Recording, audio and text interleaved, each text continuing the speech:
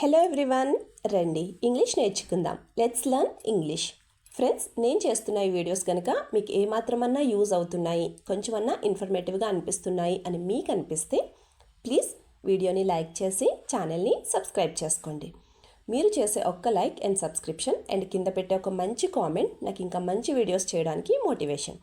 So friends, if you like the video please do like, share and subscribe to my YouTube channel. So ఇంకా late చేయకుండా let's dive into the video.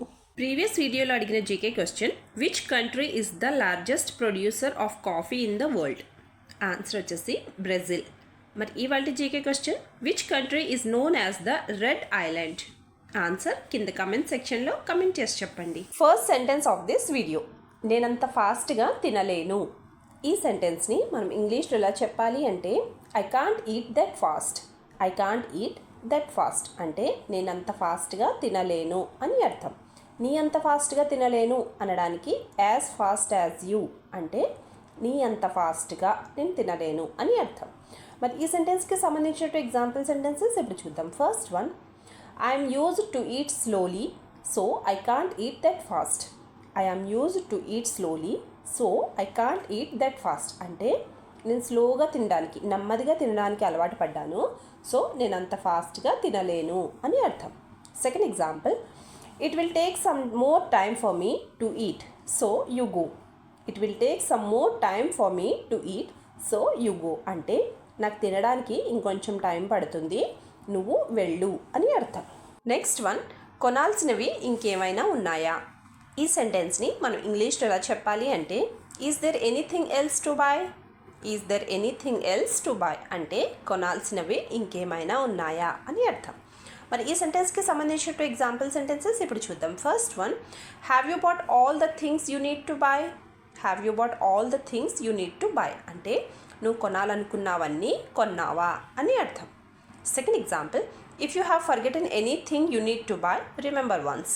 If you have forgotten anything you need to buy, remember once అంటే నువ్వు కొనాలనుకున్నవి ఏమన్నా మర్చిపోయావా, ఒకసారి గుర్తు తెచ్చుకో అని అర్థం. నెక్స్ట్ వన్, వెళ్ళే ముందు భోజనం చెయ్యి. ఈ సెంటెన్స్ని మనం ఇంగ్లీష్లో ఎలా చెప్పాలి అంటే, have lunch before you go లేదా have dinner before you go అంటే వెళ్ళే ముందు భోజనం చెయ్యి అని అర్థం. మరి ఈ సెంటెన్స్కి సంబంధించిన ఎగ్జాంపుల్ సెంటెన్సెస్ ఇప్పుడు చూద్దాం. First one, have tiffin before you go to college. Have tiffin before you go to college అంటే కాలేజ్కి వెళ్ళే ముందు నువ్వు టిఫిన్ చెయ్యి అని అర్థం. Second example, why did you forget even though I told you to eat tiffin before going to office? Why did you forget even though I told you to eat tiffin before going to office అంటే ఆఫీస్కి వెళ్ళే ముందు tiffin తిని వెళ్ళమని నీకు చెప్పిన సంగతి నువ్వు ఎందుకు మర్చిపోయావు అని అర్థం. నెక్స్ట్ వన్, నీకు నేను ఎలా కనిపిస్తున్నాను? ఈ సెంటెన్స్ని మనం ఇంగ్లీష్లో ఎలా చెప్పాలి అంటే, how do I look to you? How do I look to you అంటే నేను నీకు ఎలా కనిపిస్తున్నాను అని అర్థం. మరి ఈ సెంటెన్స్కి సంబంధించిన ఎగ్జాంపుల్ సెంటెన్సెస్ ఇప్పుడు చూద్దాం. First one, do I look like some one who does all this to you అంటే ఇవన్నీ నేను నీకు చేసేదానిలాగా కనిపిస్తున్నానా అని అర్థం.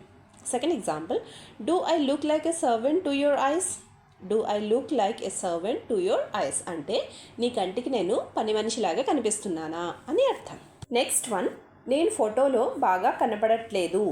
ఈ సెంటెన్స్ని మనం ఇంగ్లీష్లో ఎలా చెప్పాలి అంటే, I'm not looking good in the photo.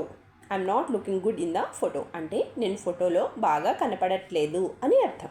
మరి ఈ సెంటెన్స్కి సంబంధించిన ఎగ్జాంపుల్ సెంటెన్సెస్ ఇప్పుడు చూద్దాం. First one, I'm not looking good in the photo you took.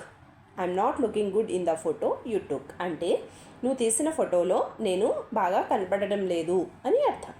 Second example, not a single photo you took of me turned out well లేదా not a single photo you took of me camed out well అంటే నువ్వు తీసిన ఒక్క photo కూడా మంచిగా రాలేదు అని అర్థం.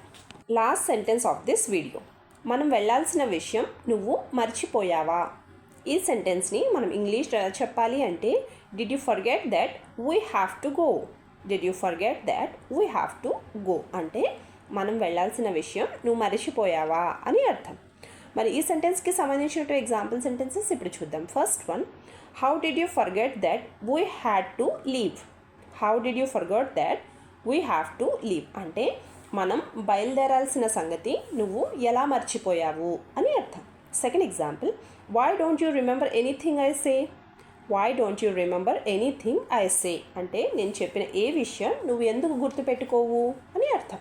వీడియో లాస్ట్ వరకు చూస్తున్నారు అంటే నా వీడియో మీకు నచ్చుతుంది, అలాగే నా వీడియో మీకు ఎక్కడో చోట యూజ్ అవుతుంది అనే కదండి.